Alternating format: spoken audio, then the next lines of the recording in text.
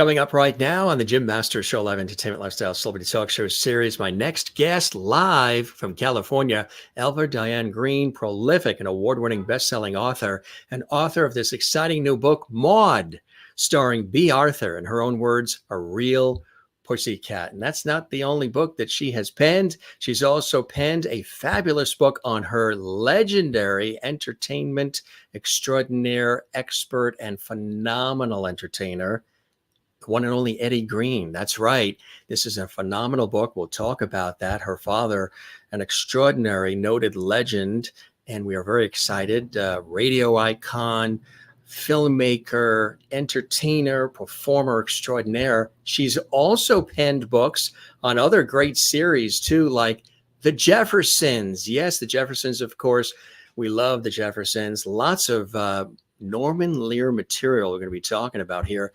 But the latest, of course, celebrates one of our personal favorite series, Maude, starring the one and only Beatrice Arthur as Maude, and with the entire cast. We've been watching lots of Maude lately online and also on television. One of the iconic series that Norman Lear created. We lost Norman only about a year or so ago at 101, which was absolutely incredible. God bless the incredible television and years of entertainment that he brought us. And all of these actors and actresses who've been on all these great series, All in the Family and The Jeffersons and Maude, and of course, Good Times. And one of the other spin-offs too, Gloria, which spun off from All in the Family as well. Absolutely incredible. And Elva herself is an extraordinary, talented author. And in this book, she really goes behind the scenes. She's done a lot of incredible research on this topic. And yeah, take a look at all of these great photos we've got here. So with all of that said, because I could talk a lot about these series and about our wonderful guest, we're going to welcome her to our show right now, live from California. We welcome everybody who's joining us as well. You can comment in the comments section, say hello to us, comment in the comments section below or in our Lovely Hole chat room. Here she comes from California. And then there's Maude, and then there's Elva. Welcome to the show, my friend. It's a pleasure and an honor to have you here. Thank you, Jim. It's a pleasure being here.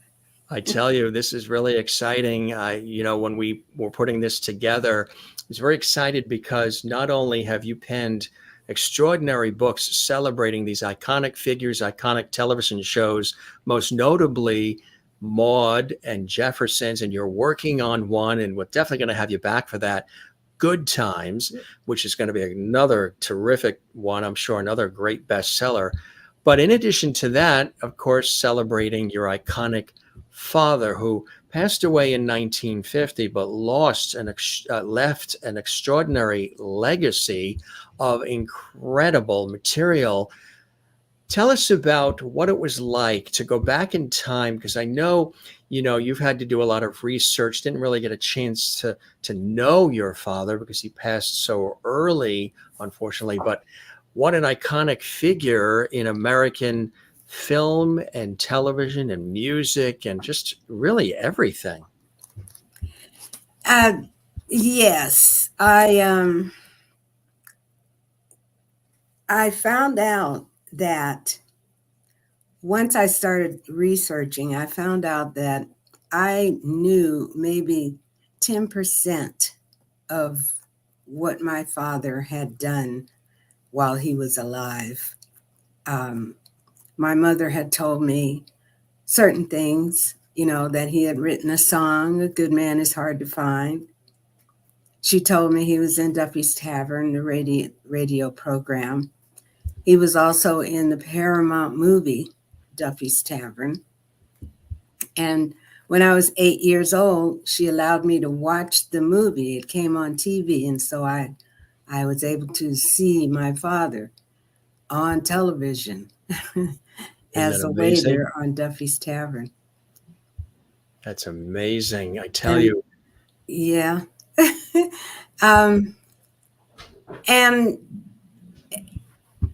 But once I started researching, I found out so much more than I even expected And I'm still finding out information about my father. What are some things that you found out that surprised you? Some of the wonderful things you mentioned, of course, he's known for a good man is hard to find, Duffy's Tavern, and just a phenomenal uh, filmmaker himself, and also radio icon. Love that, being a broadcaster myself, but an all-around entertainer and sort of breaking a lot of ground early. Uh, Right. and try to break doors down to get the exposure and to get the opportunities, which I think is a phenomenal thing. He really was a groundbreaking person. What are Right. you learned along the way as well about your father? Well, the fact that he made 5 movies, I didn't know that until I started researching. Um, he made his first movie in 1939. It's called Comes Midnight. And it starred James Baskett, the gentleman who was in Song of the South, Disney's Song of the South. He was Uncle Remus. These people were already in Eddie's movies before they became, really famous. But Eddie made 5 movies before he made his last one in 1949, Mr. Adams' Bomb. And I started out researching that movie. And it's funny, right now I'm thinking about my daughter because she doesn't want me to keep saying Is she writing too? Don't say Yeah. No. She wants me to relax. She told me yesterday, relax. Well, So you can relax by going See, okay, there you good. go. Good way to spin it, right? Yes. So I learned about the movies. I learned that Eddie was on stage with Bill Bojangles Robinson. I learned that Eddie was on stage with Louis Armstrong. And what I found out was that Eddie was just as busy in the entertainment world as some of these other people, but he just didn't get the same kind of promoting that these folks got. And that's why, if you say Louis Armstrong today, everybody knows who that is. But if you said Eddie Green, well, today they know who Eddie Green is, but at one time it was like, Eddie who? And so I learned that he worked on vaudeville. He taught white chorus girls how to dance. I learned that he had 3 other wives. My mother never told me that. And I learned that the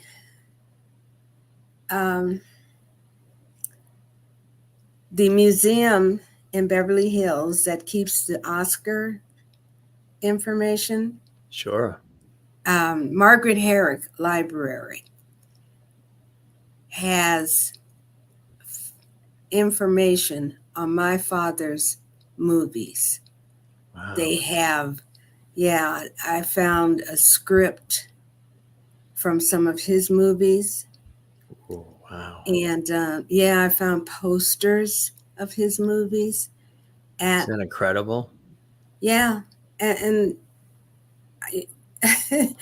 it's hard to not hard, but I found out so much information about Eddie. I learned that he was on the radio. Yeah. When they did a show and they sent it to Admiral Byrd and at Antarctica. Eddie was the comedian. He was so funny. They sent him to Antarctica via radio. Via radio. Yeah. I learned that he entertained the soldiers from the veterans radio station.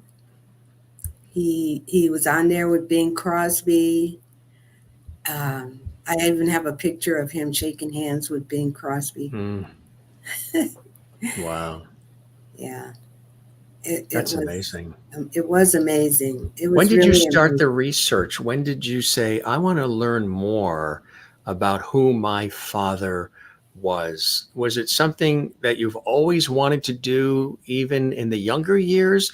Or did something come your way? Was there an epiphany when you said, I'd like to, I keep hearing about him and I keep learning little nuggets about, how important he was, one of the pioneering Black filmmakers, old radio, icon, composer, and so much more, a movie star.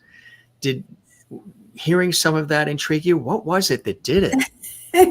It was my grandson. It was the birth of my grandson.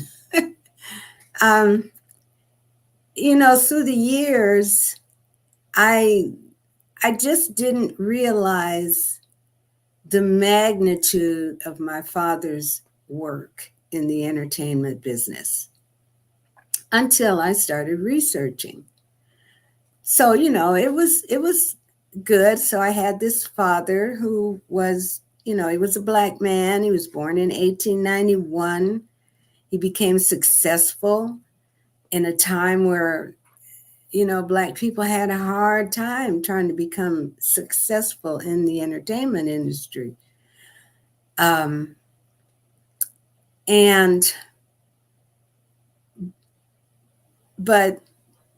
it wasn't something I would tell people, yeah, this was my father. But it was no big thing. And then when my grandson was born in 1989, he had learning difficulties. And by the time he was, I think, 6, 7, he was having trouble in school. And he kept telling me that, he would say, I can't do this, Grandma. I can't. And my epiphany was that one day I just thought, you know what? I have a father who became very successful in a time when it was very difficult for Black people to get ahead. And Eddie decided he was going to be a star, and he made it. He left home when he was 9 years old. He started out as a boy magician, and he went up from there.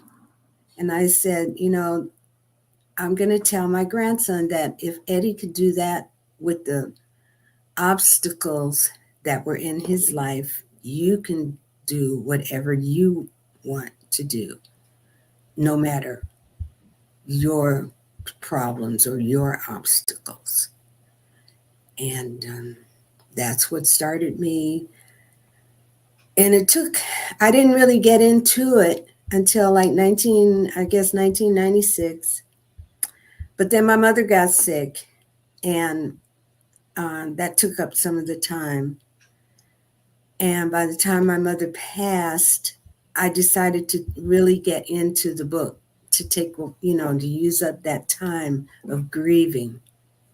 It took me, it allowed me to not become too depressed about my mom dying, because she started out helping me. She found the first photo of Eddie in the LA Central Library on Amos and Andy. She gave me my first photo of Eddie. Wow.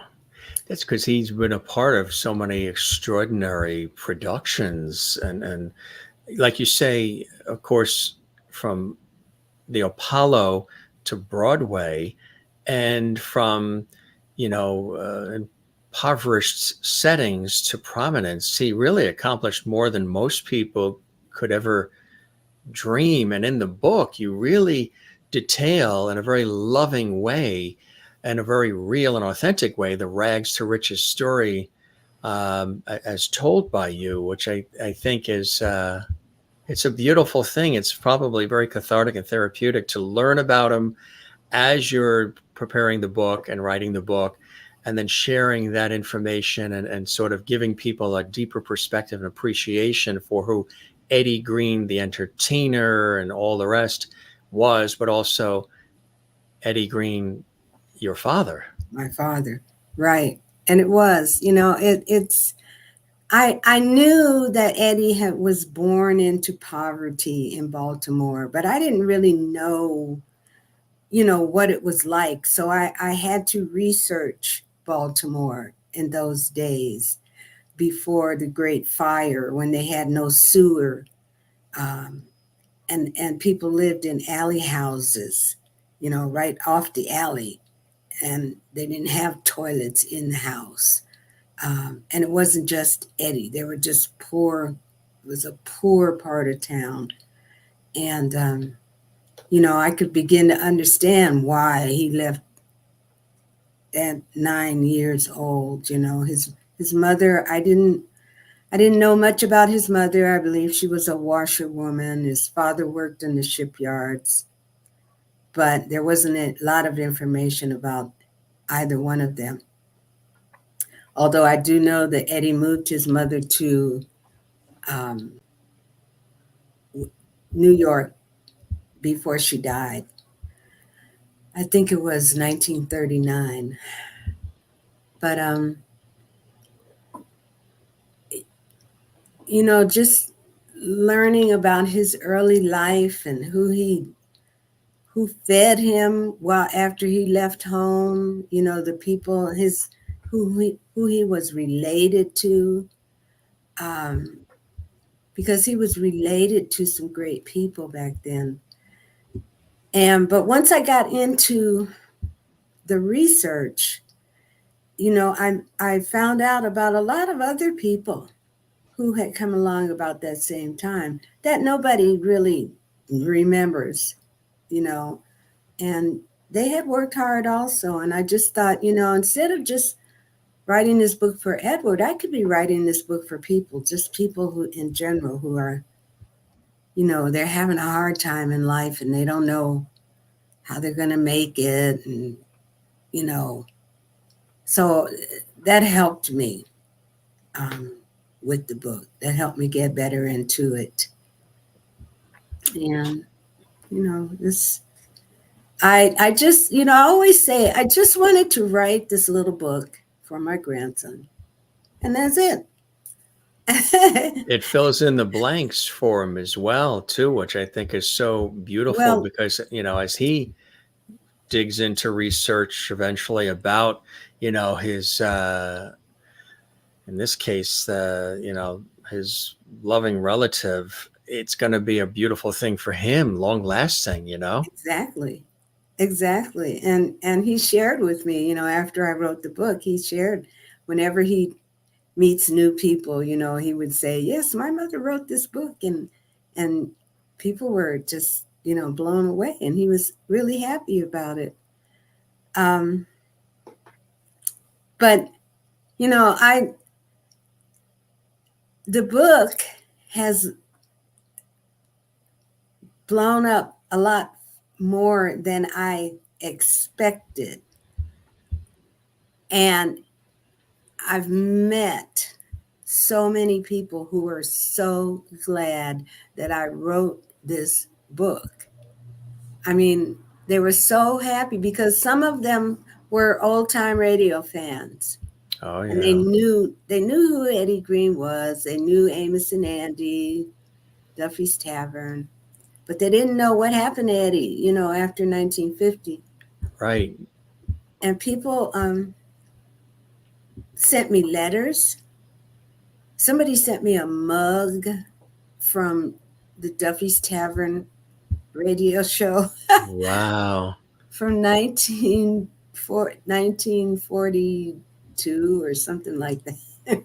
That's beautiful. Well, your years of research really unearthed long buried revelations and enlightening images that testify to one man's determination to rise above all obstacles and triumph against all odds through 5 decades, again, from vaudeville to television and then into the stuff of legends. And Yeah.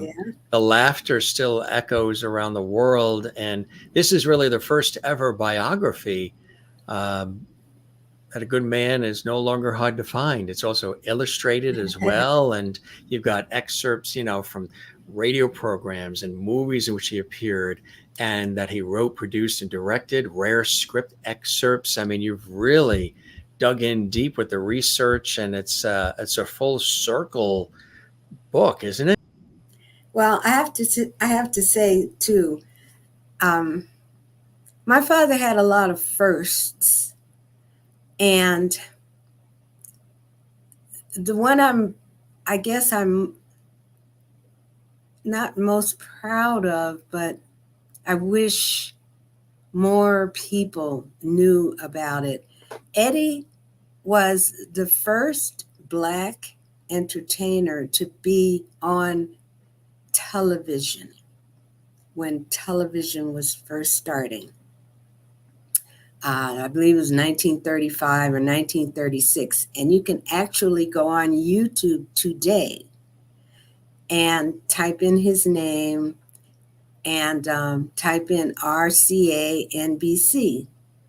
And there's a video of my father coming out. He's introduced, and now, ladies and gentlemen, here's that droll comedian and his straight man, Eddie Green, and he walks out on the stage. First Black man to walk out on the TV stage. First television program ever broadcast.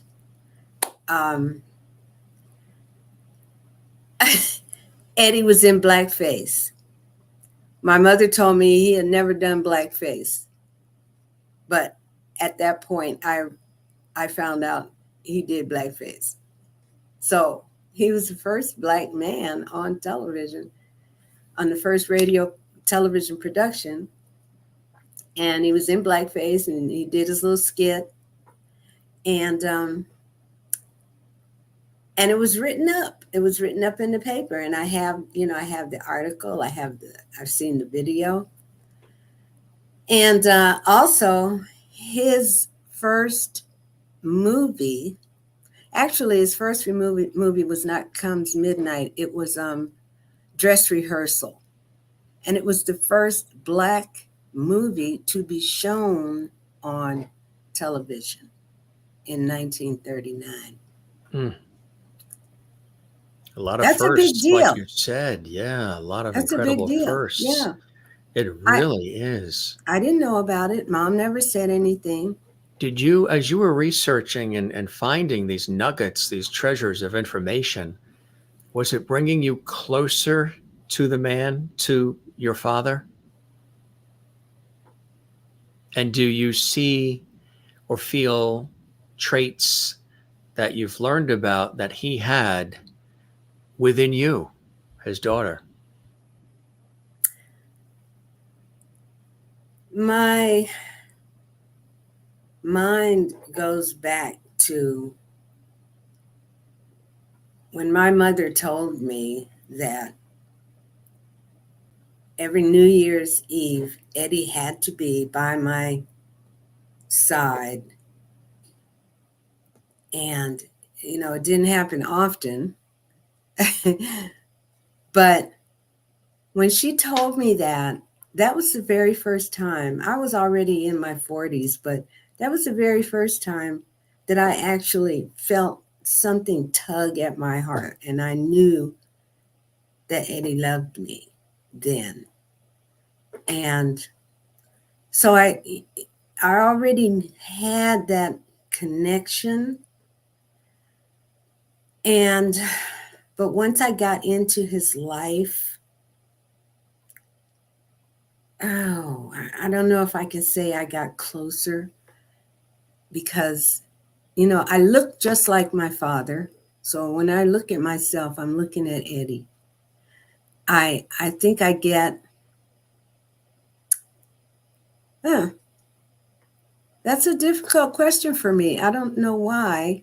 I look at Eddie and I think, he was short. First of all, he's 5'1". He was shorter than my mother. He was 30 years older than my mother. He was, to me, I don't think he was actually that funny because the jokes back then were not that funny, except for some of the Amos and Andy stuff was They were more shtick and more dry. And yeah. And I would wonder, what did my mother see in him? Because he's a little short guy, he's funny. But then as I got more into his life, I realized, he was a go-getter. He had a lot of energy.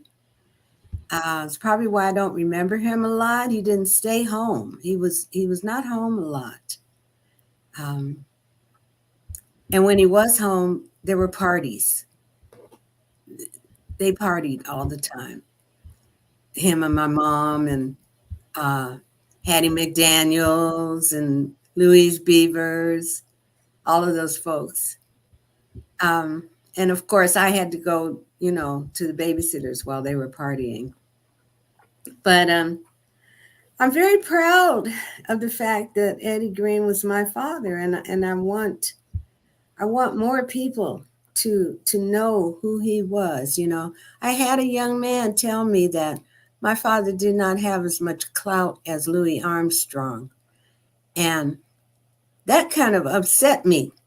And I said, no, you don't know what you're talking about. Just read the book. Read the book. Good answer. Yeah. Great answer. It's in the book. Check it out. Exactly. Yeah.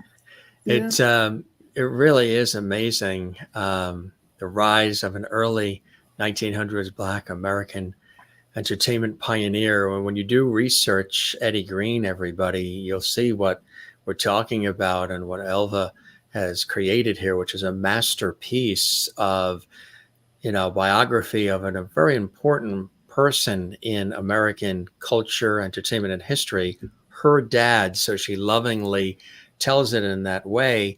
But for all of us, those who are historians, those who love entertainment, those who want to learn more about culture and rising up and accomplishing things, it really is an inspiring book. And I bet you're hearing that from people too, right? Yes, I definitely am. And, I still have people, followers who started following me after I wrote the book, 2016. I still have the same people that follow me since then. I have people that actually send me yearly family newsletters because they were so happy that I wrote the book. Yes, and some people are sending you things about him, and that right there. Yeah. That a gentleman's mother had that sheet music framed in her bedroom, and when she passed, he asked me if I wanted it, and he sent it to me. And I have it now, and I'm having it framed. Oh, absolutely. And again, this song, which everybody knows, is another iconic piece of Americana. Really beautiful, loving tribute to your father. Mm-hmm. And then there's Maude. What a transition. But even before that, you celebrated another iconic series, all Norman Lear creations. I love your selections of material that you're focusing on. Okay. Are you focusing on the Norman Lear series because just for you, you've always admired them, enjoyed them, laughed along with them, learned from them? What is it about these series, the Jeffersons, Maude, and you're working on Good Times, that intrigued you enough to want to write about them? Okay. And we're so glad that you did. Before I forget, though, Maude, there is a reason beyond, why I've written these books. I'm supposed to be writing these books. Maude, you can actually go on YouTube. Well, at one time you could, and you could see Maude and Madam. I don't know if you remember Madam, the Sure. puppet. Absolute. That clip still does exist. It's hilarious. They sing "A Good Man Is Hard to Find." Yes, they do. Ha! Isn't it amazing? That just blew me away. It just blew me away because it's all connected It really is, isn't it? somehow. And with the Jeffersons, I'll tell you how I came to write that, but I'll also say that I'm connected with Marla Gibbs through my father. You are. Yes, there is a picture at UCLA, a few pictures that my godfather donated of Black entertainers from back in the day. Marla Gibbs had, her first agent was a lady named Lil Cumber. I have a photo with Eddie, my mother, Hattie McDaniel, Lil Cumber, and a few other people in somebody's living room. And the picture was donated. So I sent the picture to Marla because, I learned that Lil Cumber had been her very first agent.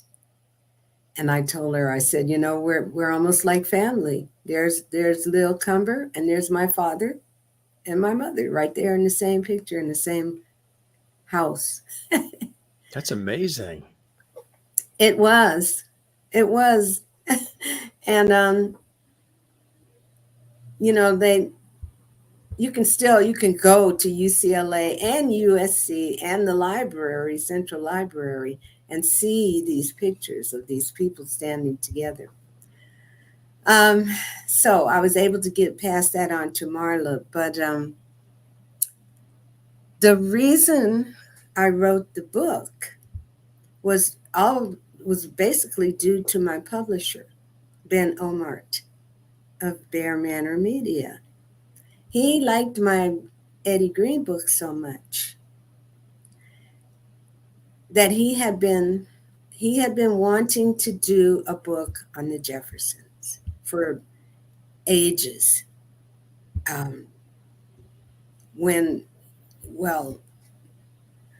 Let's see, 10 years at least before he asked me to do it.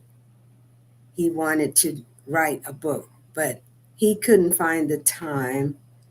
He gave it to someone else to do, and he had too much to do. So Ben asked me to write the book. I received all the information that the other two people had amassed. I got all the people's phone numbers. That's how I got Marla's phone number. And I said, of course, I'll write the book. He wanted me to write it. He thought I was a good writer. And so I wrote the book. But what I did was I wrote the book using the information that I was sent. So basically, it wasn't my book. And when they got the book, they said, no, this is not what we had in mind. We want you to write the book. So I rewrote the book and I called Marla. She had the same phone number that she's always had since the 1970s. Wow. She still lives where she lived then.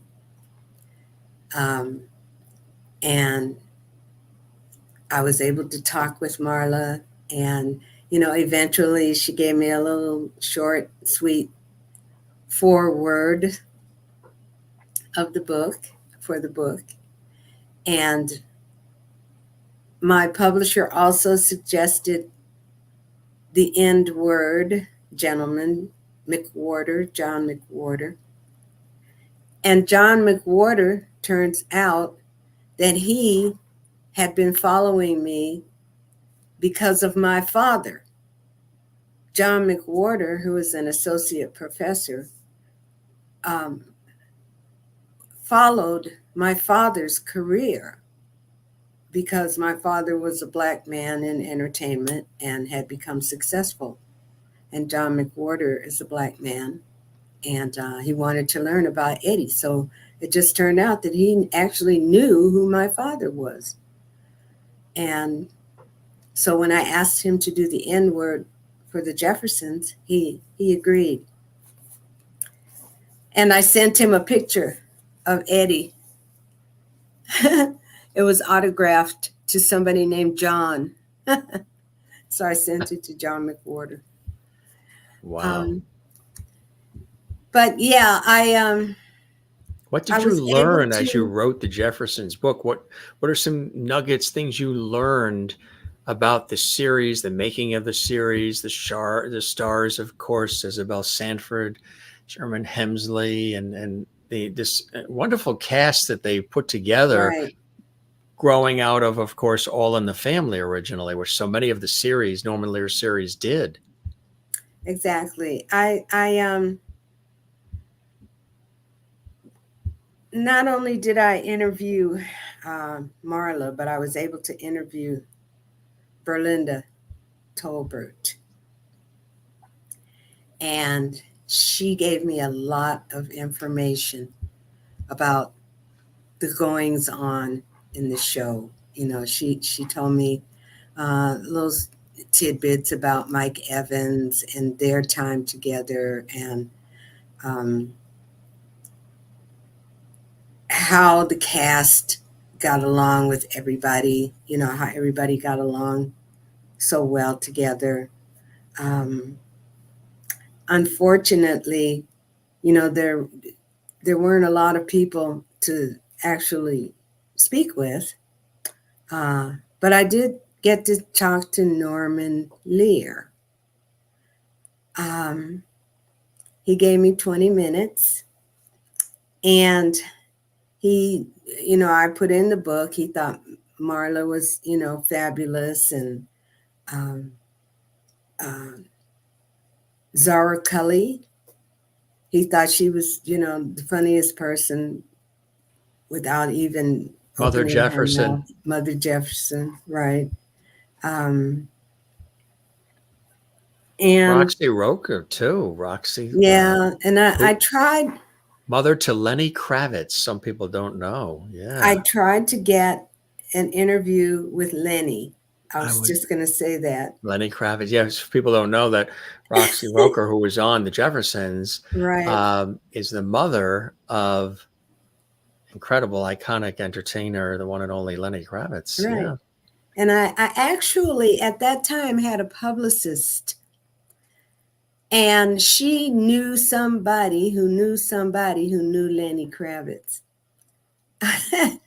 But eventually it turned out that I couldn't get an interview unless I had a certain amount of money to pay Mr. Kravitz. So I couldn't really, I wanted to put pictures in the book, but I couldn't get permission from him to use pictures with him in the pictures. So, but it was all right. I got close. And even after the book came out, somebody contacted me and said, I know Lenny Kravitz, but it was too late by then. The book was already out. The book was out and well received. And then this leads to celebrating Bea Arthur and, of course, the iconic series Maude. And I'm so glad you did. We've been watching a lot of the re-airs and YouTube channels that have Maude, and some of the nostalgic TV networks that have Maude as well. One of our favorite series, Bea Arthur, was so perfectly cast as Maude Finley, right? Yes. She Yes. just took that role on and rolled with it. It's Maude, Bea Arthur had done roles similar to Maude on stage. And she had been friends with Norman Lear for quite a while before she got on Maude. And he had seen her on stage. So he knew, the type of roles that she did. And I talk about that in the book, that she mame, she did mame on That's right. stage. And she sang, she was a cabaret singer at one point in time. But Norman wanted, specifically asked Bea Arthur to be Maude. And at first she didn't really want to do it, but she came out and she did the cousin Maude thing On All in the All in Family. the Family, right? Yeah. And the producers liked her so much. She says that they said, who is Yeah. that girl? Right. And she said she was already 50 years old at the time, and they're like, who is that girl? But they offered her own show. Maude was, Edith Bunker's cousin Maude, and she comes, Right. and Edith, they're all under the weather, and she comes to visit to take care of them on that episode of All in the Family. Cousin Maude is here, and she and Carol O'Connor, who played Archie Bunker on All in the Family, just the back and forth were so fantastic. And you're right, yeah. And the I think also even the president of CBS, I think it was William Paley at that time, he loved it so much he approached Norman Lear and says, who is that? She needs her own series. And then they created the series Maude for her. And then they brought in, of course, Bill Macy and Esther Rolle and Conrad Bain and Rue McClannahan and Adrienne Barbeau and all of them. That was a perfect grouping of people as well. It just was really something, huh? And that lasted a number of years. And I got a chance to meet Bill Macy's wife, Samantha Harper Macy. She sent me pictures for the book. And she's written a book also because she and Bill Macy were in Old Calcutta, which had nudity in the play, and that's how they met. And I listened to a Gilbert Gottlieb podcast with Bill Macy, and he was a funny guy. He was kind of raunchy, but he was funny. But I didn't get a chance to talk to him, but I did listen to that podcast because a lot of people, when they found out I was writing the book, a lot of people gave me suggestions on, how to get more information and who to talk to. And I even I'm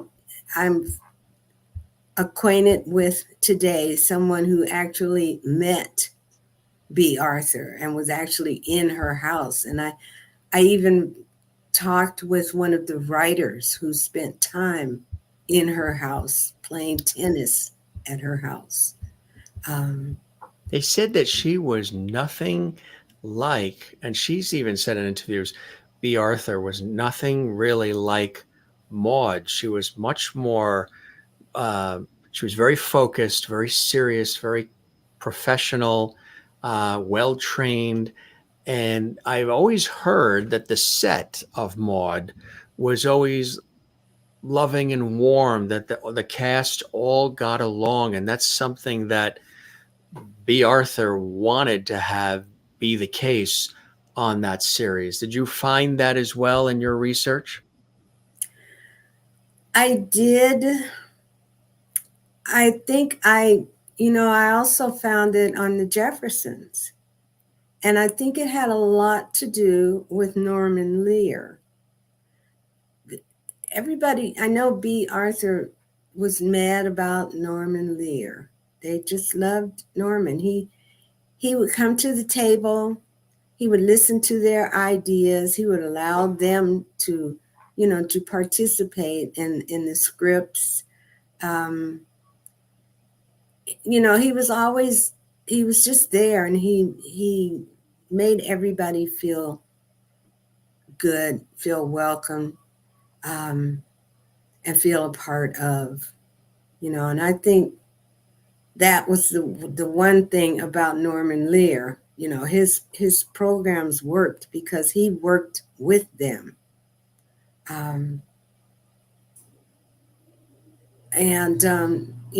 Like I said, Bea Arthur was crazy about Norman Lear. They had known each other for 20 years before she was even on Maude.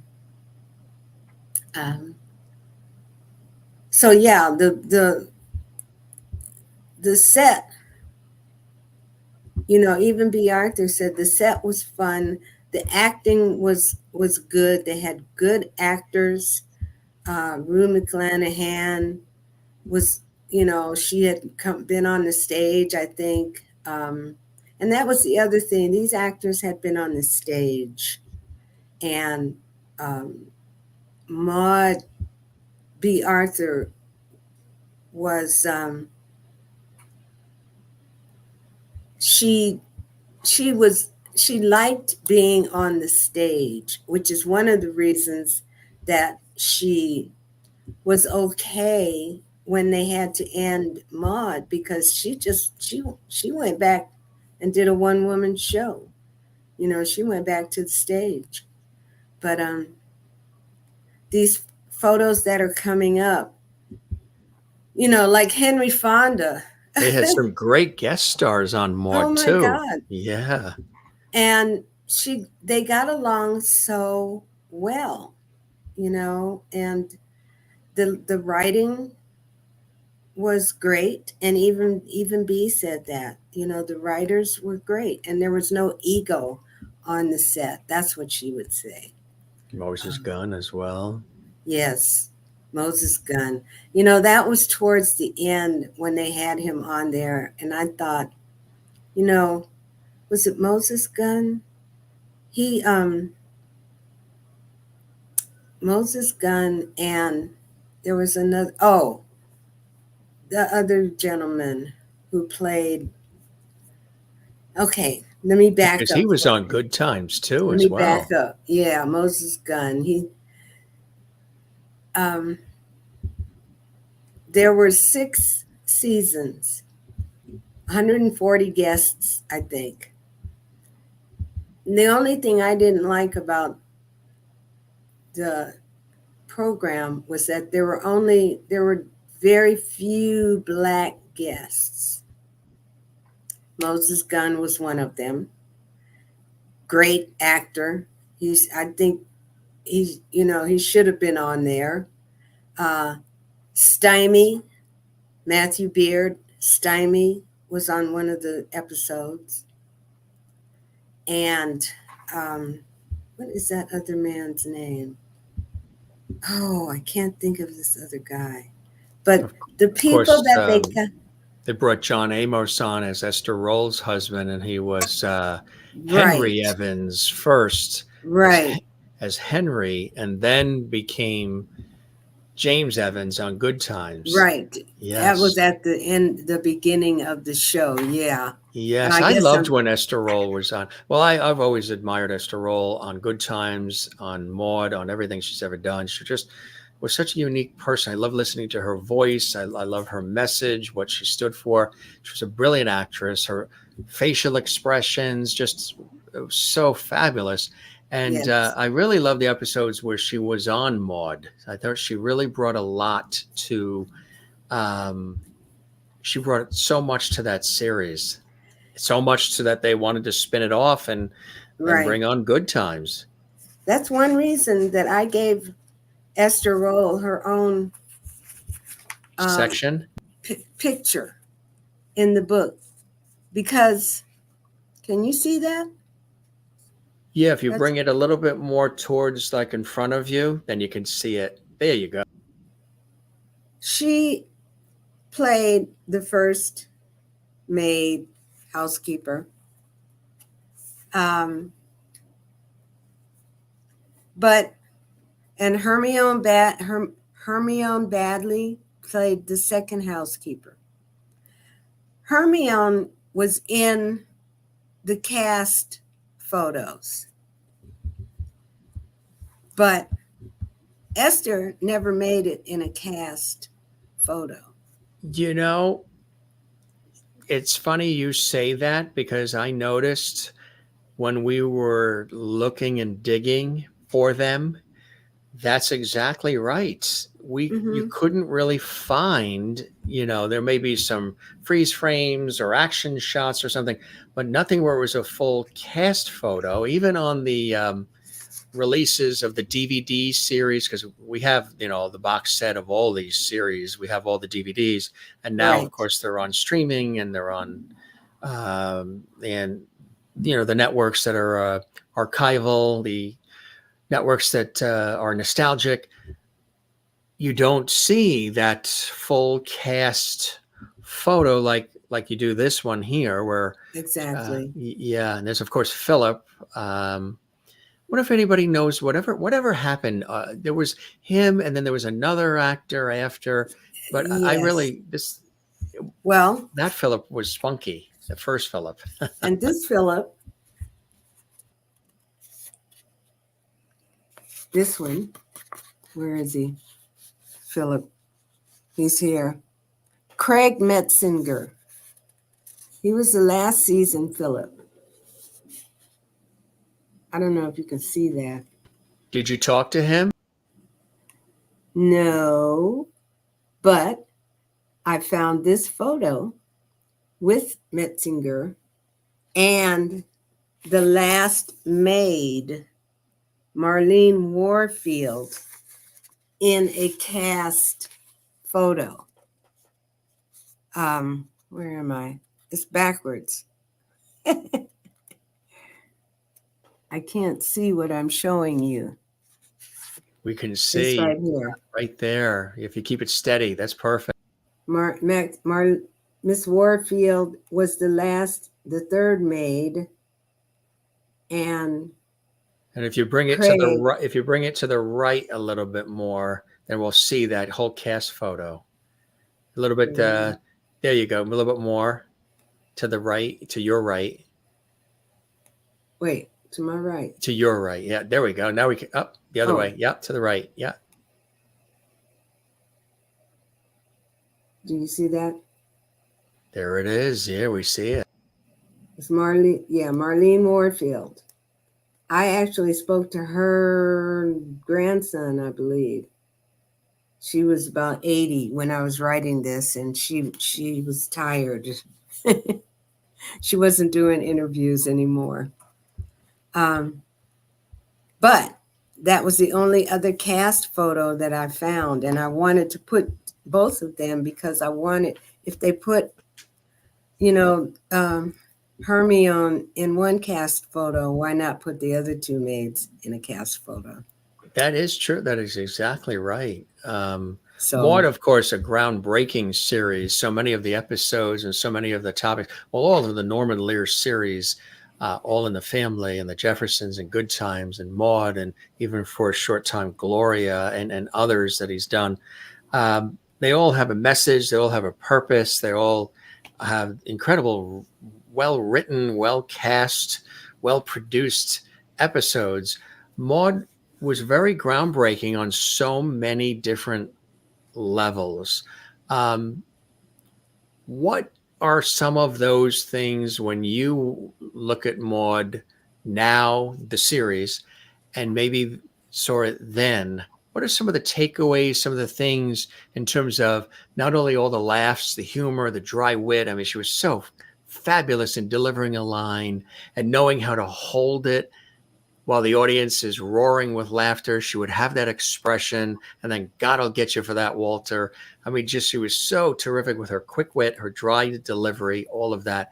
What are some things that you, as you've immersed yourself in writing this book, in this iconic series, you learned and that you're left with in watching the series? And do you have a different perspective about the series now that maybe has changed or been reinforced from seeing it for the very first time? Yes.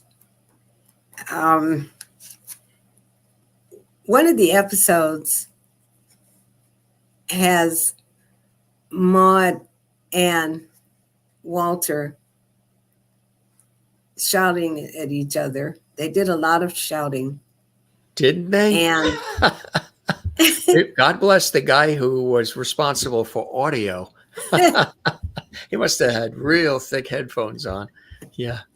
And to get Maude to be quiet, Walter said to her, "Maude, sit." And she sat down. And she's in the episode, she's thinking, "Oh, I must really love him. I sat down." And when I saw that, I thought, that wouldn't happen today. Your husband, I don't know too many husbands or too many wives that are going to, the husband says, "Sit," and you sit like a dog.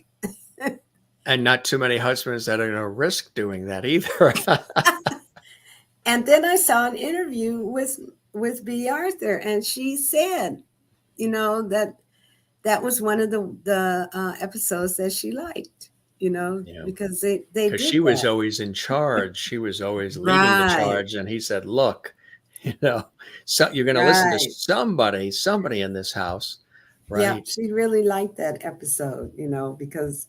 Do you have a favorite episode? There's so many incredible. Of course, there's they dealt with abortion, they dealt with divorce, they dealt with plastic surgery. I mean, so many race relations. I mean, so many things.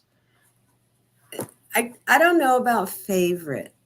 Some of the things in Maude offended me. I'll put it this way.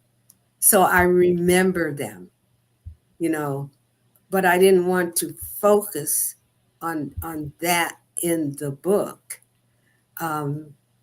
Because basically I wrote Maude because my publisher loves Bea Arthur.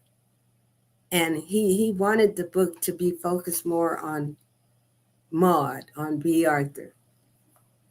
But they, the racism parts got to me. They had one episode where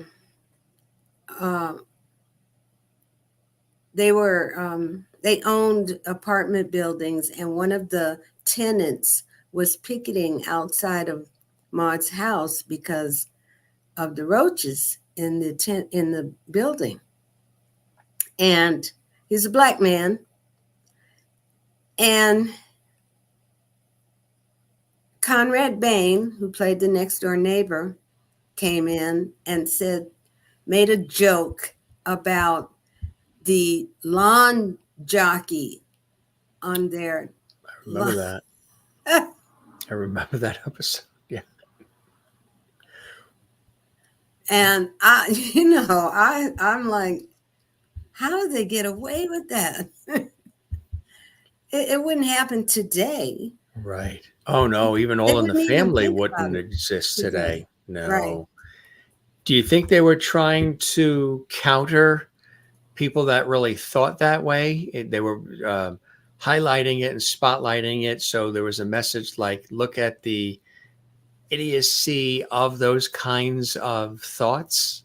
I don't know. I think they just thought it was funny then,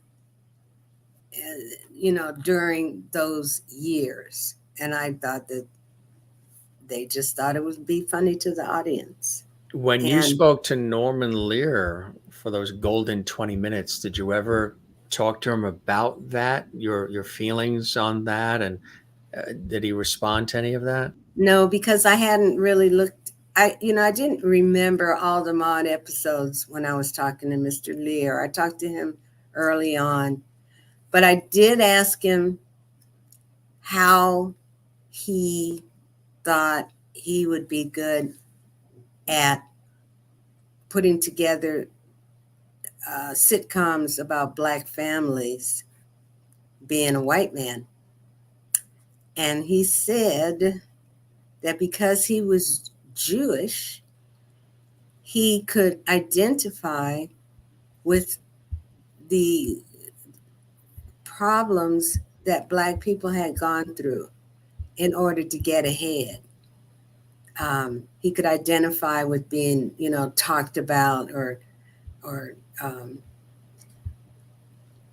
disrespected. He could identify with those feelings. So that's why, because I at first I didn't really want to ask that question, but I had to. And he was, and he didn't even sound surprised or anything. He just told me, that his life, living his life showed him, can kind of helped him be able to understand, in a manner of speaking, a Black person's issues. But then again, he's white, and there's still, a disconnect, and the disconnect has gotten way bigger. Back then, I probably would have thought, that was funny, maybe. A lawn jockey, Right, exactly. Yeah. but it's not funny today. So I can't say that I really had a favorite episode. I just like, I liked the show. I liked it when I was watching it back then. And today, there were some things I would change, but one thing I did like when Bea played, she was on she went to the psychiatrist. She was being Yes. psychoanalyzed. Some of the things that she said really Resonated with you? yes. And that also made me think of a lady who follows me on Twitter, who she said, the same thing. It was like Maude was us, like she was a real person and you could identify with her, and when she said that she had stopped kissing her father when she was 8, because she didn't like to talk about her mother. Her mother was a whole No, nother her thing. mother should be hanging up and arguing with her. And Yeah. But I remember, for real, I stopped kissing my mother when I was 8 years old. And so that, I understood that. And I don't know, it's just, that helped me write the book. It helped me get into. And also when I learned that, the Bea Arthur at home was not Maude. right, exactly. She The said, Bea Arthur at right. home, yeah, she was, she smoked, she drank, she cussed, according to people who were there. And, she walked around in her bare feet all the time because she didn't want to wear it. She didn't like to be taller than she already was. And she already was. And, she was complicated. She was, a yeah, complicated person. she was brilliant at what she did. And of course, then she went on to the Golden Girls as well. And Yeah. many years on the Golden Girls too. And Broadway and all kinds of other incredible things in the world of entertainment. We found this little clip, this hilarious clip. I wonder if Norman Lear might have seen this, and this sort of also maybe triggered bringing her then onto All in the Family as Edith Bunker's cousin. There was a time when Bea Arthur made an appearance. I don't know if you saw this, but it's hilarious. It's a short clip on the Perry Como show. Remember, of course, Perry Como, the iconic singer and entertainer. Right. He had his own television series. Everybody back then had their own television series. So he had his television series and, of course, his Christmas specials. This is a little clip from his television series. And you can almost see and hear the early beginnings of Bea Arthur as Maude in this clip. Have you seen it yet, or is this new? I don't think so. Not with Perry Como. This is funny, and you're almost, when I saw this about a year ago, I said, oh my God, maybe somebody was watching and they got the idea that she would be perfect first to put her on All in the Family, see what happens there. And then boom, of course, Maude came along. Here's that clip of Bea Arthur playing the mother of a young girl who's one of the choral group participants and trying out, I guess, to be a singer with Perry Como. And she plays the overbearing mother of this young girl. Just a quick little clip, Bea Arthur and Perry Como. Take a look. And again, you'll see traces of the Maude Finley character, I think. This is well before Maude in this clip. Take a look, gang. Thank you, Ray. Mr. Como. Oh, hi, Joey. Have you got a minute? Why, yes, Well, yes. my mother would like to talk to you. Well, I'm glad somebody in your family talks. Mother. Sure, where is she? Oh, I'm so thrilled to meet you, Mother, Mr. this is Como. Perry Como. Joey, you may go now. Go and play with the choir like a good girl. Well, I'm very happy that you have a beautiful daughter Oh, there. thank you. And I want to thank you so much for everything you've done for Joey, giving her a chance on your nice program. Well, I'm very sorry we haven't met before this. Oh, well, I'm not one of those stage mothers who interferes. I believe in sitting back and keeping my distance. But there was one thing I happened to notice tonight that I would like to discuss with you. You know, usually Joey sings with the choir, but tonight she did a solo with that other little girl, Brenda, whatever her name is. And I was wondering, does Joey get extra money for that? Because if she doesn't, she don't do nothing no more, never!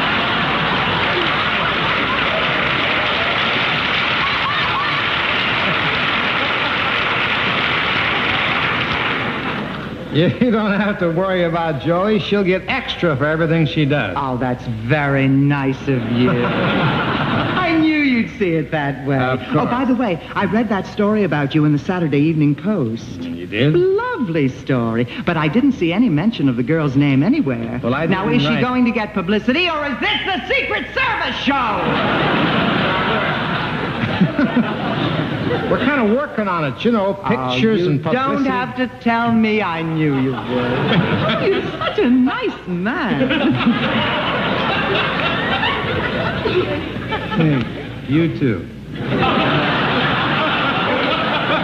If I don't see you again, it's been very, very nice meeting you. Oh, you'll see me again. I'll drop in from time to time, if I may. Well, just give us a little a notice. Thank you, and it's been a pleasure. Good.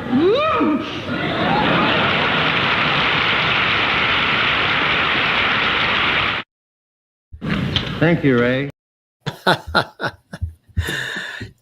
I think that might have been the beginnings of the idea of Maude, huh? Isn't that hilarious? Yeah. That was funny, and I hadn't seen that. She could really belt it out for sure with that voice. Yeah. I tell you. That's amazing. What was it like writing the book? I mean, you did so much research, and again, you know, so many different things that you've added in, and of course Esther Rolle, as you mentioned, you have photos in there of wonderful Esther Rolle, and then they brought in the wonderful actor John Amos, and we just lost John Amos last week, and I wanted to ask you. Of course, he was on Good Times for a number of years in the beginning, and then of course that whole situation where he left, and then Esther Rolle left, and it made total sense as to why they did, and then they brought her back. I'm glad it wasn't the same when she was not on that series. The series was Good Times was built around her. Any words that you wanted to share about John Amos? Well, actually, once I started research on Mr. Amos, I realized he had done a lot of work on screen. Oh, yeah. Of course, he was in Roots, too, which was amazing. Yeah. I had basically forgotten about that. The Beastmaster. But, I've certainly remembered him from Coming to America. So I was able to get in touch with his son, KC. Oh, boy, huh? And I actually, just before Mr. Amos passed, well, maybe it's been 2 or 3 months now, Casey told me that I would probably be able to get a quote for the book, for my Maude book, because John Amos was, had been on Maude. And he said he thought she was a great actress. I saw that. He said that in an interview somewhere, but we just didn't get a chance to hook up. He got sick, and Casey got busy with the family thing. But I remember, John Amos was, everybody says, he was the TV dad. And I still remember when I decided that he was cute.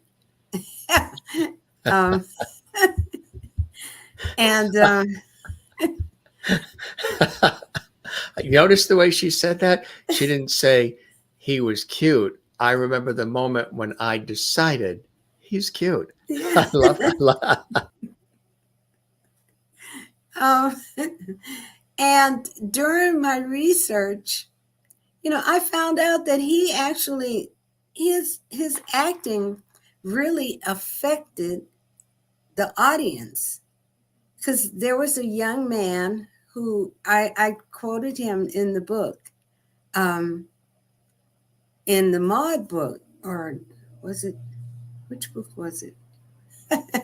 Anyhow, this young man said when John Amos, when they killed him off in Good Times, this young man said he was devastated because his own father had just passed. And so that just remained with him all those years, all these years. That was one of the most shocking, because most people didn't really know the behind the scenes that was leading up to that exit.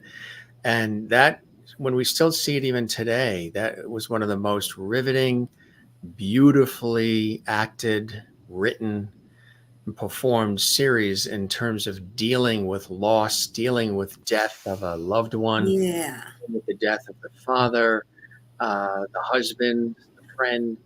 That whole episode where they have the wake at the house, and just the little bits of comedy but seriousness that are in there. Michael couldn't handle it. He didn't think everybody should be laughing.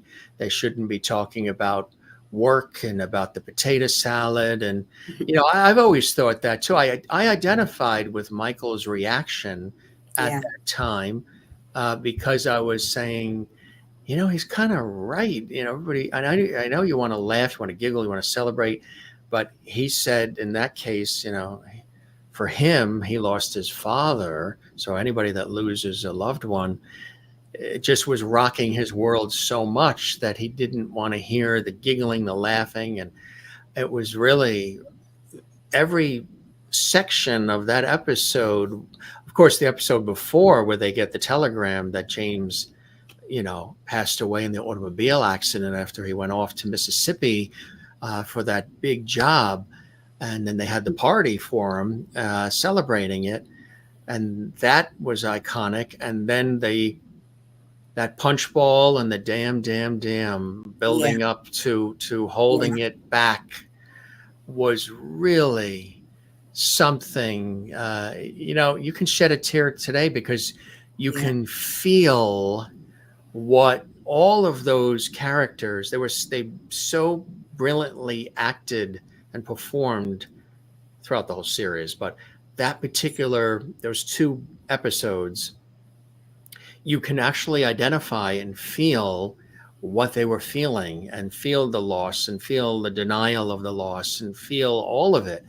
Right. Very, very powerful episodes, powerful performances. And Esther Rolle, it was unfortunate that John Amos was no longer on the series, and then Esther Rolle left as well.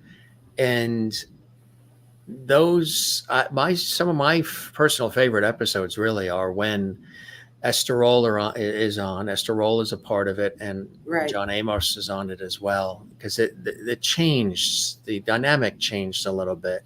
Did you feel that? Because you're researching Good Times. You got another book coming out on Good Times too. Yeah, and I will have to watch the episodes again, because back then, by the time that the show was ending, I was already into watching something else, Laverne and Shirley or something, Starsky and Hutch. Not Starsky and Hutch. That was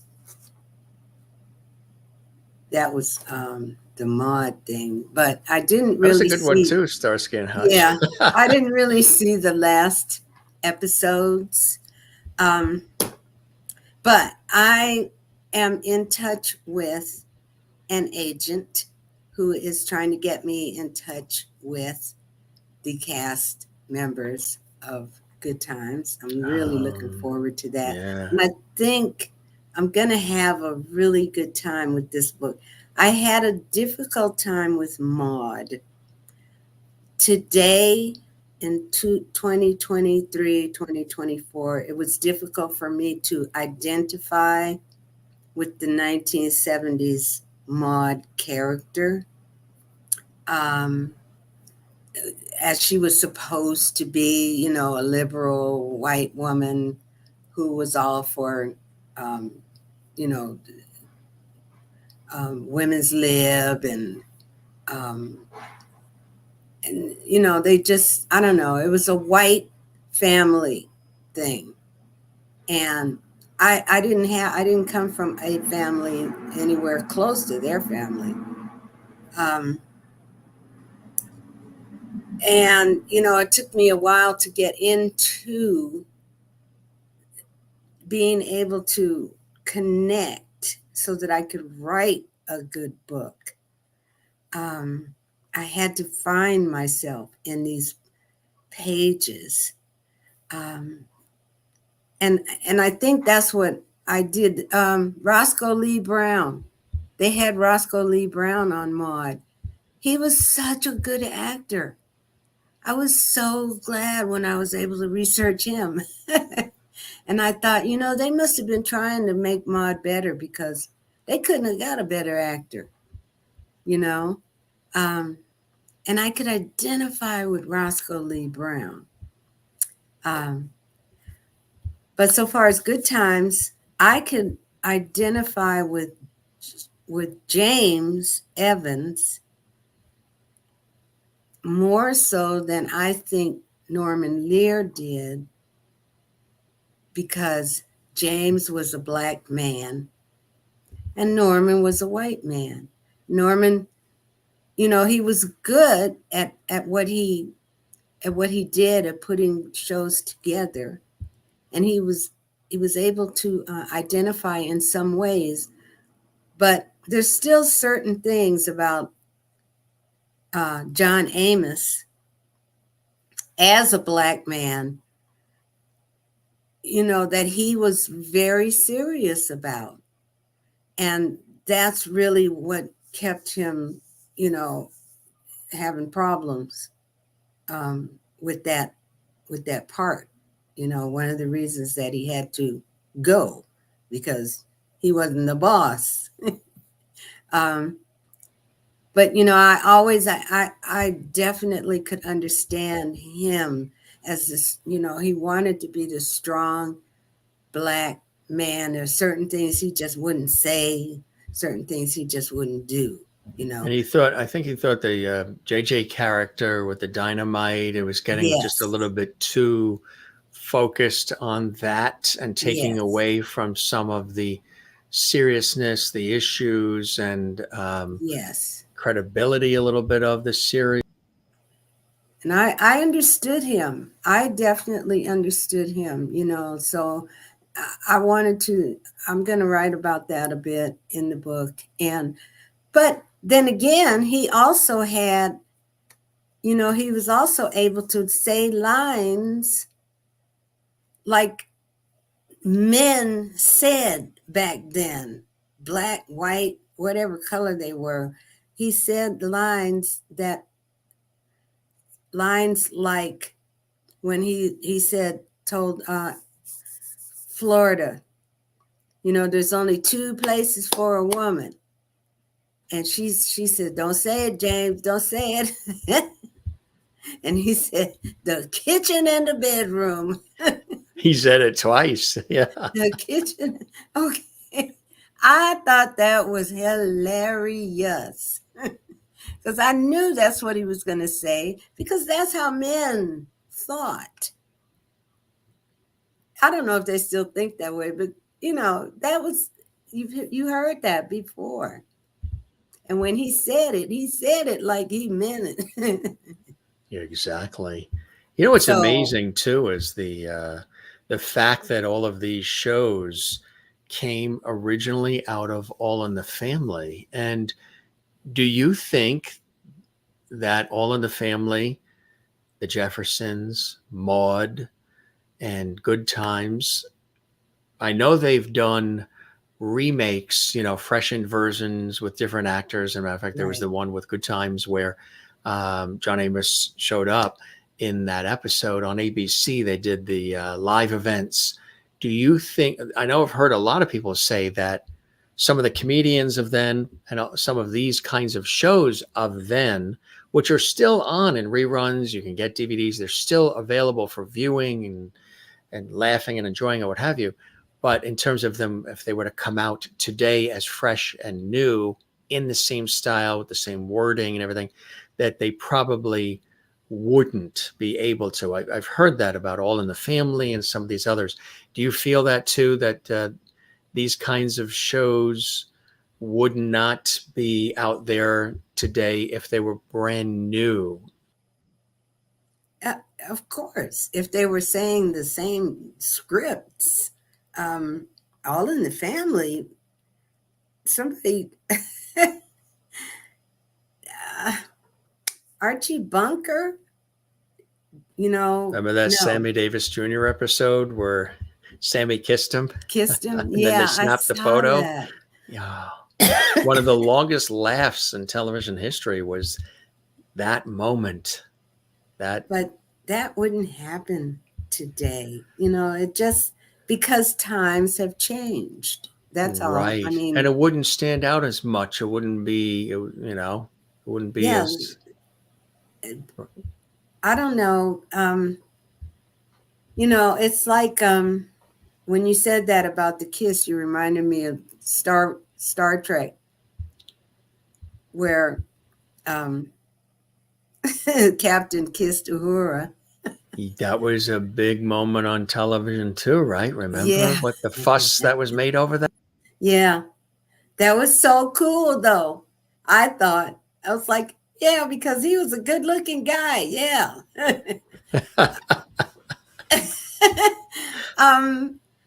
I guess it depends on the perception of the audience. William Shatner, who's still with us. Yeah. God bless him.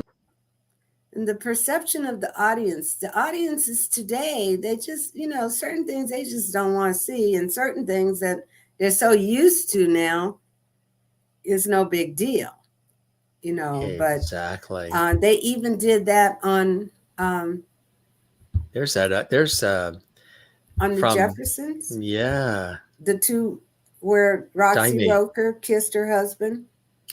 Yes. That was a picture of Stymie. Yeah. Yes, I remember that. Right. Yeah, there was a big deal about that. But it's truth. People may not want to see it, but it's truth. And today it's all about being politically correct.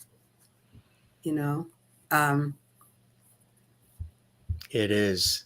And who your How do audience you feel about is. that? Is that too much now? Being political. Right? She's going to write a book about that one too. I She's have got a series brother. of books coming out. I have a brother who he's not politically correct. And he and I get in arguments all the time because I'm like, no, you don't call him. No, stop saying that word. No. And he's like, why? Why can't I call white people, what he calls them? Don't you want to be politically correct? Saltines? Yeah. Yeah. He likes that. He thinks it's fun, Yeah, I'm like, yeah. no. People will shoot you today. It's a whole other world. Yeah, exactly. Yeah. What are some, how long did it take to write Maude as we know? It took me forever. It was supposed to take me about a year, and it took me 3 years to finally get it done. Because her children are still alive. Was there any contact with her children, or have they read it or responded at all? Because they're still, her sons, and they're all still around. Yes, they're still around, but they're difficult to get in touch with. Even though I talked with people, that had been to her house and met the kids, and I just could never get interviews or emails or nothing like that with her Living children. more of a private life. Yeah. How'd you come up with the title Maude, starring Bea Arthur, in her own words, a real pussycat? I was watching an interview of her, and she said that about herself, that, she was nothing like what people thought about her, because people, when they would meet her, she's tall, she seemed overbearing, and, she didn't smile a lot. So people had an idea of her that, it just wasn't her. She said she was a real pussycat. She said at home, she's a real pussycat. And that's how I got that. And my publisher wanted the book to be titled Maude, period. Maude with the exclamation point. Maude, period. Letters. Yeah, big letters. And I didn't want to put, and then there's Maude, because there's TV programs and songs and Right. So I just wanted to do something different. This is my book, so I wanted to be different. And so I just put Ben's title with a real pussycat. What do you hope people are left with when they read this book?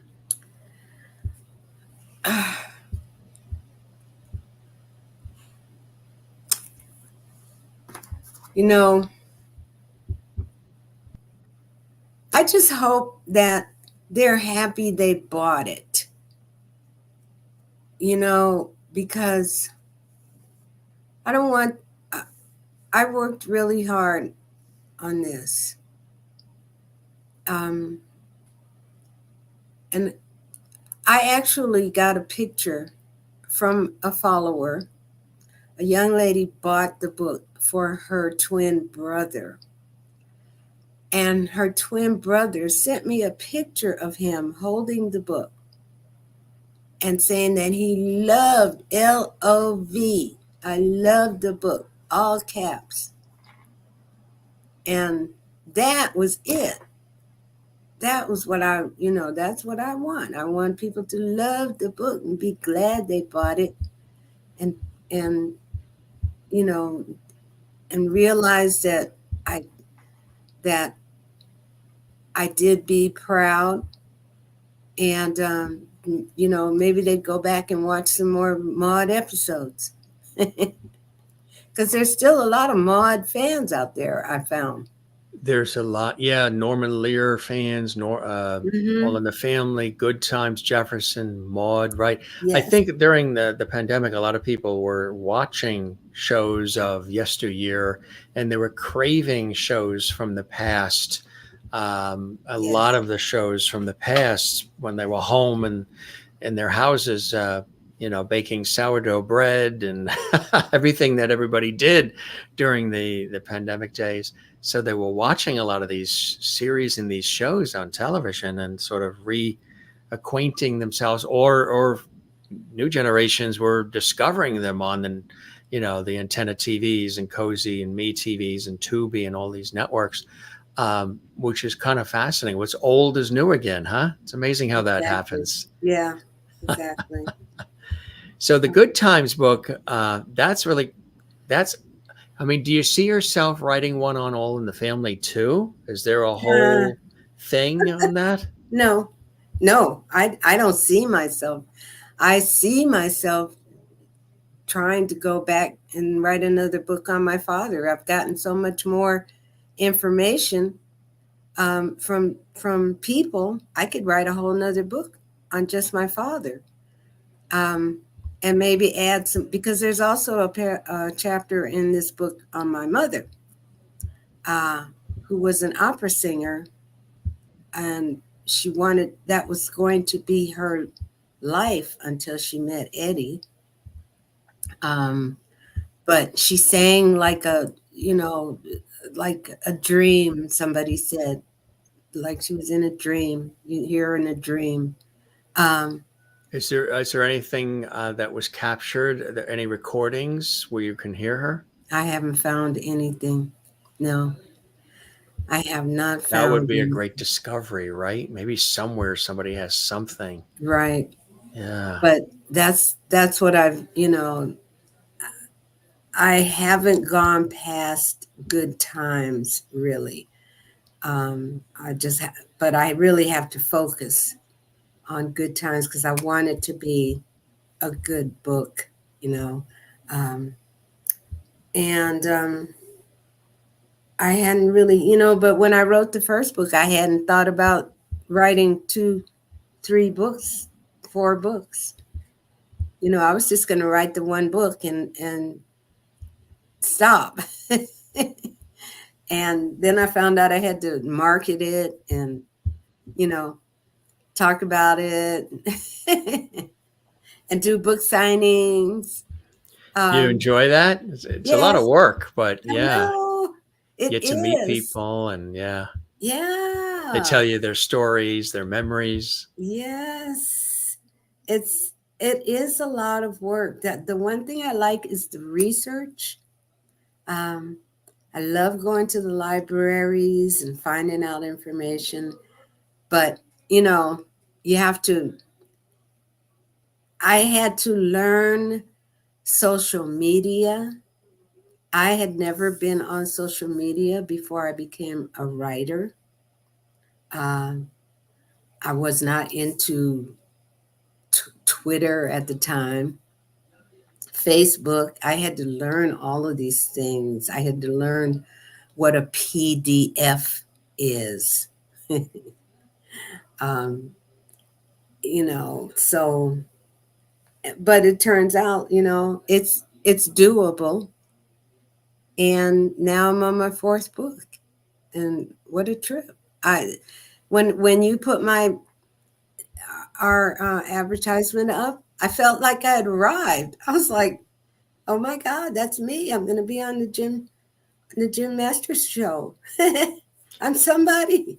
You are, and you always have been, Elva. And we say, there's a phrase we say here on the Jim show, and the viewers have been commenting and welcoming you, and just remembering these incredible clips, and the comments that they've been saying have been wonderful too as they welcome you.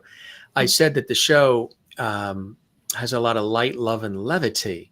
And I said that in the beginning of the series. And one time I said it too fast, and I said the show has a lot of light, levity. Somehow I combined the words love and levity together, and I said levity. When I said that word, everybody jumped on it, and they said, all right, you're now Mr. Levity. This is Levity Hall. We're your Levity squad, and the guests are part of the Levity family.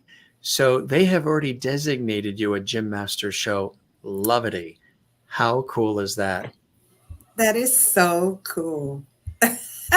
Isn't it? That is. It's just, yeah, it's. We need more of that in our world, don't we? Yes, we do. We really do, because, I try and be as positive as I can most of the time. Because that's just the way I am. And I think that I get a lot of the way I am from my father. My mother was more cynical than Eddie. Eddie got along with every and anybody. And, even I read an article where it said they called him a regular guy. He was just a regular guy. And that made me feel good. My mother never said anything bad about him. She loved him, and that was that. He was just a good person. And I think I take that, from my father. Not that my mother wasn't good. My mother was she just had a different attitude about life.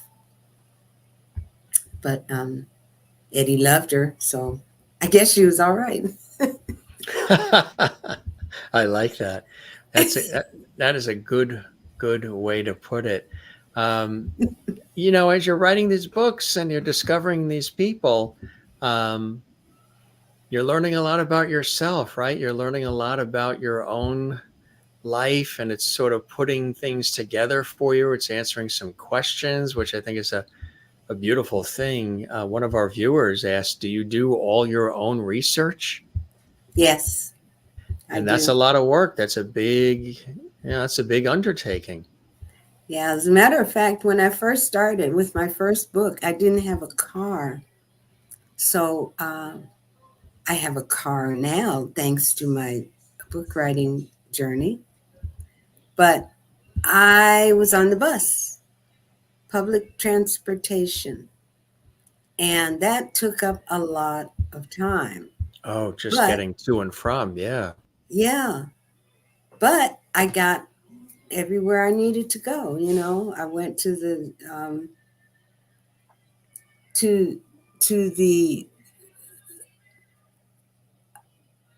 I'm thinking of the museums. I went to museums, libraries, just wherever I had to go to get.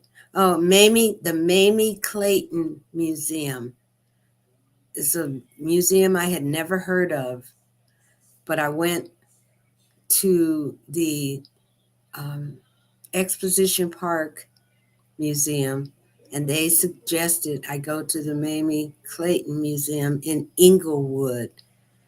So, I went to Inglewood, and I found in a bottom drawer, way in the back, one file with one article in it written by my father for the Negro Digest in 1939, I think it was.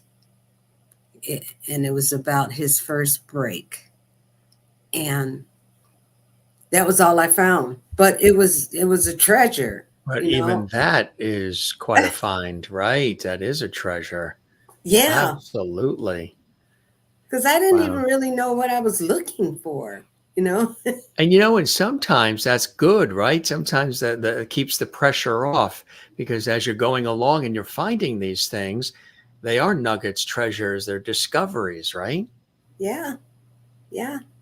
The Herrick Museum, Margaret Herrick Museum, I think that's what it's called, where they keep all the Oscar stuff. Oh, yeah, yeah. If you go there, you have to put your purse in a locker. Sure. You have to put on gloves if you're going to handle anything. You just don't go and take things off the shelf. So they brought me like 3 folders with things in it about my father. I couldn't copy them, but I could write stuff down. And that took time, and if you want things copied, you have to pay for it. I mean, there's all kind of little things that you don't know as you're doing this research.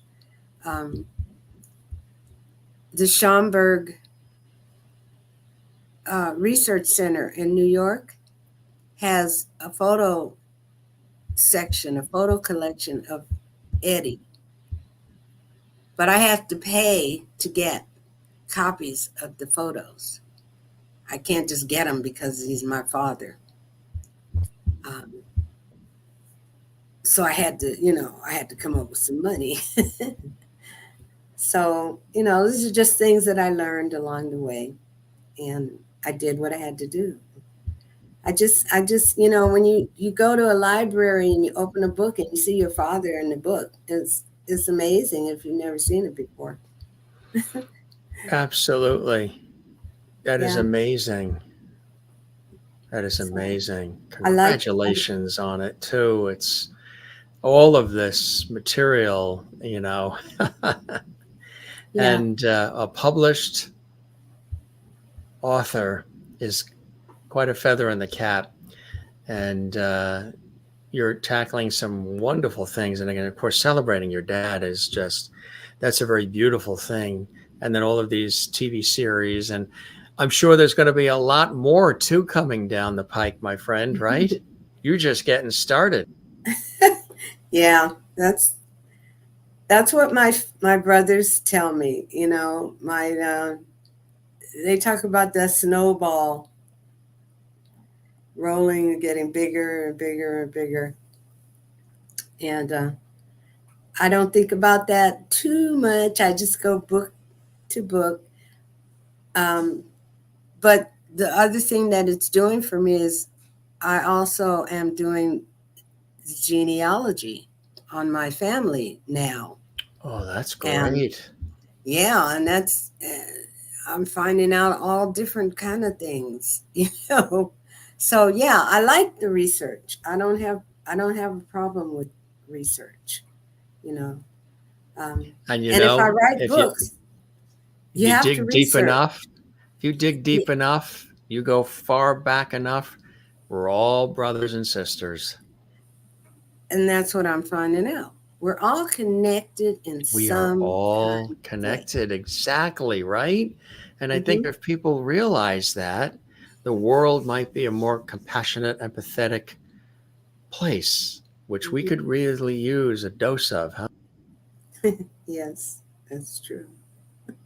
It's beautiful work that you're doing, Elva. You are a new friend of our show, and we love your commitment to journalism, to writing, to getting the story right, celebrating these iconic TV shows, the Jeffersons, Maude, telling the stories behind the scenes, celebrating the characters, being real and authentic. Good Times coming next. Can't wait to check that out and keep us posted on that. And of course, the book on your iconic father, Eddie Green. And I encourage folks to get that. You can get these on Amazon, folks, too, as well, and Barnes and Noble, where books are sold. This really was a wonderful deep dive, not only into Bea Arthur and Maude and that series, and a little bit of the Jeffersons and all these Norman Lear properties and products, great shows, but of course your fabulous father and you as well. The author, the person who's doing the research, writing the stories, and sharing essence of herself in these stories. We really had a fabulous time with you, Elva, and I hope you will come back and see us. We'll, as I always say, keep the porch light on for you. You're welcome back anytime, and I absolutely hope you enjoyed the time with me as much as I have with you. Yeah, I did. I mean, I've been here forever, it seems like. I'm like, oh my God, they're still asking me questions. They are. They're still there. Oh, these Oh are my lovities. These are troopers. These are real. Yeah, they're thanking you for being on the show. Oh and my yeah, God, I just, I know it goes by so quickly, doesn't it? When you look, we're just having a free-flowing yeah, conversation. There's nothing scripted, and you look at the clock yeah, and you're it's like, just, wow, 1 hour and 47 minutes. And it just feels like we're having a cup of coffee, right? That's the yes, kind of style that I try to create, warm and comfortable and free-flowing. yeah, it's And it good. It lets keeps a you, smile on my face. oh, I'm That's the glad. thing. I'm like, if my mother were here right now, she would say, "You're blushing." um, Well, but that's, it feels yeah. good. So you enjoyed yourself? What would Yes. be something you would say about maybe the show and maybe our conversation on the show today, my friend? Well, I about the show. I looked you up, of course, before I came on here, and I've been um, Googled. yeah. I thought my palm was tingling earlier today. Now I know. Yes. Well, I had to know something before I came on here. Makes sense. Um, Yeah. and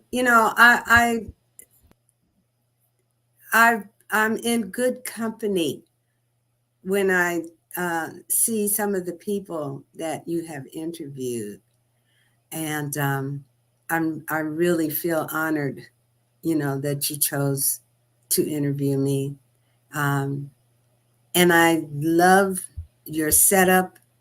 I like the way you advertise or publicized this. The way it's set up. It's very colorful and bright looking. um, and it just made me excited to want to be on here. And I'm really glad that you gave me the chance. And I do want to come back because I'm going to have another book.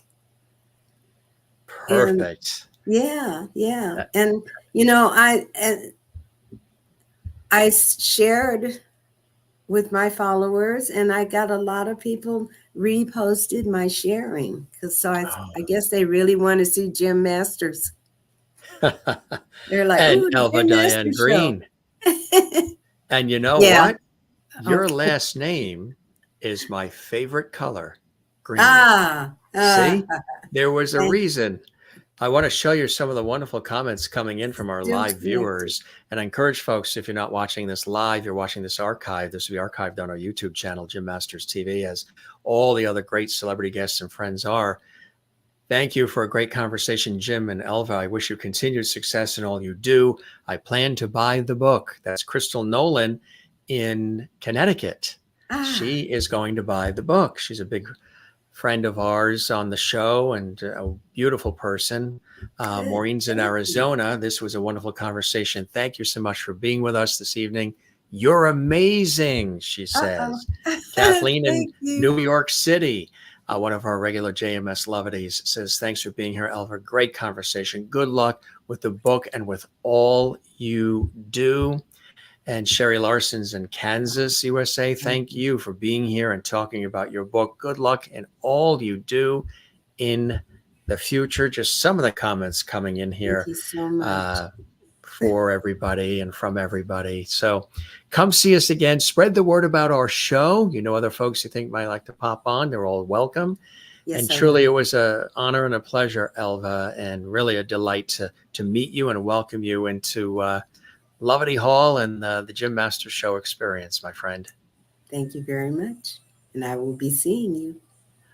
I'll be back. Like Schwarzenegger said, I'll be back. She will be back. Elva, you're the best. You enjoy. Come see us again. Congratulations on the books thus far. And keep us posted on good times and all the rest, okay? Okay. Thank you. You be well. Bye-bye now. Bye-bye. Elva Diane Green, author extraordinaire, right here on the Jim Masters Show live series. Wow, how cool was that, right? A wonderful person, a real delight to have on the show. And learning about her father, the iconic Eddie Green, too. You probably didn't even know we were going to talk about that, right? Because we focused on Maude and Bea Arthur and, of course, that iconic series.